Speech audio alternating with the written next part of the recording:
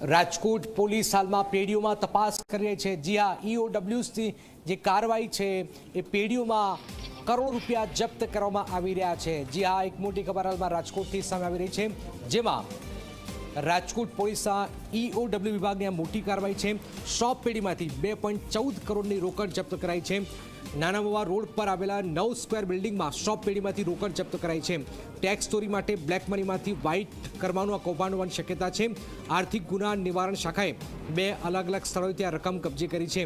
બેડી ચોકડીથી બેડી તરફથી કારમાં 90 લાખ રૂપિયા રોકડા, 9 સ્ક્વેર બિલ્ડિંગના છઠ્ઠા માળે આવેલી ઓફિસમાંથી 1.24 કરોડ રૂપિયા કબજે કરાયા છે।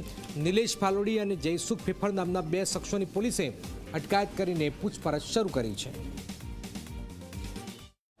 રાજકોટ પોલીસે નાના મવા પાસે આવેલું જે 9 સ્ક્વેર બિલ્ડિંગ છે ત્યાંથી મોટા પ્રમાણમાં રોકડ રકમ છે તે જપ્ત કરી છે। રાજકોટ પોલીસનું જે આર્થિક ગુના નિવારણ શાખા છે કે તેના દ્વારા જે આ 9 સ્ક્વેર બિલ્ડિંગ છે તેમાં આવેલી જે શ્રોપ પેઢી છે તેમાંથી કુલ 2.14 કરોડ રૂપિયાની રોકડ રકમ છે તે જપ્ત કરવામાં આવી છે।